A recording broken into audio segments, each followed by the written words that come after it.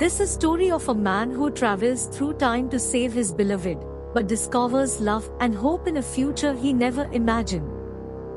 In 1899 New York, Dr. Alexander teaches mechanics and engineering at Columbia University. He is obsessed with science and innovation. This obsession distracts him from his personal life, leading him to forget important things, like meeting his girlfriend Emma at the park. After being reminded by his friend, he rushes to the park, remembering he meant to buy flowers. However, he is immediately captivated by a new invention, a horseless carriage. He then meets with Emma, taking her on a walk through the park. He apologizes for forgetting the flowers but proposes to marry her, to which Emma happily agrees. As they celebrate their engagement, an armed thief interrupts them and attempting to take Emma's ring. Alexander intervenes, but in the struggle, the gun accidentally discharges, shooting and killing Emma. Devastated, Alexander spends the next 4 years in a deep depression, working relentlessly on a time machine. Fueled by the belief that he can bring Emma back, he ignores his friend's concern and finally completes the machine. He activates it and travels back to the night of Emma's death.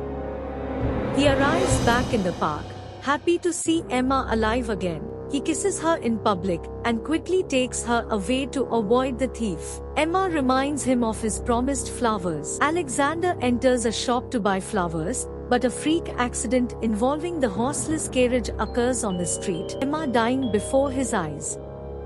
At the morgue, Alexander realizes that repeating the past will only lead to further heartbreak. He decides to travel to the future instead, hoping that advanced science can offer a way to change the past. The time machine takes him forward, and he witnesses the world transform around him. Buildings become futuristic, clothing styles change drastically, and screens dominate the landscape. He even encounters Vaux, a holographic librarian, who accesses a vast database of information. Alexander questions him about changing the past, but Vaux dismisses it as impossible. Frustrated, Alexander travels further into the future, landing in the year 2037. Alexander is horrified to find the city destroyed and encounters soldiers who warn him about the moon breaking apart.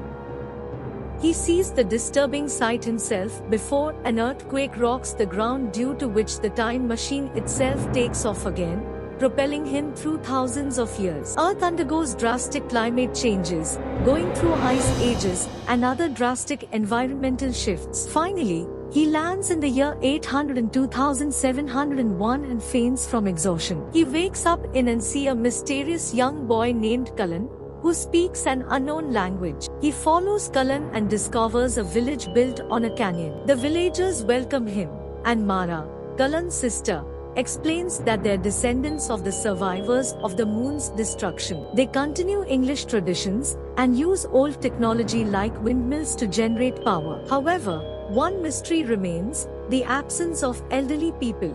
The next day, Mara unveiled a collection of stones etched with symbols from the ancient language. Later, Alexander inquired about the village elders, only to receive a cryptic reply: they had all departed to another place. Dead? He asked, but Mara offered a veiled answer, suggesting some topics were best left unspoken. One day, Mara led Alexander to the time machine.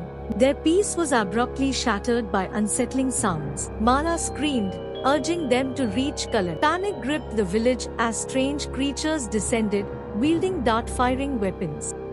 Mara was struck, a noxious substance oozing from the wound. From the ground emerged monstrous beings, hunting the wounded villagers and dragging them back into the darkness. Cullen, too, fell victim to their venom, and Alexander fought off a creature that pursued him relentlessly. He scrambled up a wind turbine, but the creature relentlessly pursued, grabbing him and throwing them both to the ground. As the creature choked him, Cullen miraculously appeared with a torch, driving the beast away. But the respite was short-lived. Mara's screams echoed through the panic, and the creature returned, dragging her into the darkness. Alexander's desperate attempts to dig into the sand were futile. He questioned the villagers' inaction, only to discover that those who resisted were the first to be taken. Cullen, ever optimistic, suggested seeking aid from the ghosts in a nearby cave. That night, guided by Cullen, Alexander entered the cave and found a familiar sight. Suddenly, a voice startled them. It was Vokes. Vokes recalled all their past conversations, and Alexander inquired about the world's transformation. Vokes explained the once unified race had split. One group dwelled beneath the earth, while the other remained above. Alexander pressed him about the creature's motives, and Vokes recounted the tale of a friend who escaped from the jungle to the east. Following the creature's breathing might lead them to him. Soon, they stood before the skull from their dreams. Alexander urged Cullen to return to the village. Alone, Alexander entered the skull, venturing deep into the underground tunnel. He found a chamber filled with clothes, spotting Mara's necklace. But the discovery of knives and disturbing tools sent shivers down his spine. He tripped, falling into a watery tomb filled with skeletal remains. Hot hands grabbed him, pulling him into a cramped prison. There, he found Mara, unresponsive and imprisoned in a cage. Turning around, he faced a pale, unsettling figure. The Uber Morlock, the leader of the Morlocks, appears. He reveals himself as the pale figure from Alexander's dreams. He explains the harsh reality of their world. After the moon's fall, the earth could no longer sustain the human population. Some managed to survive above, while others, the Morlocks, sought refuge underground. Over generations, their appearances and abilities changed.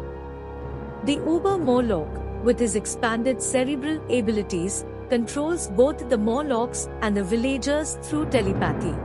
He demonstrates his power by briefly showing Alexander a vision of the life he could have had with Emma if she hadn't died. He explains that if she lived, the time machine wouldn't have been built, and Alexander wouldn't have been able to travel back to save her.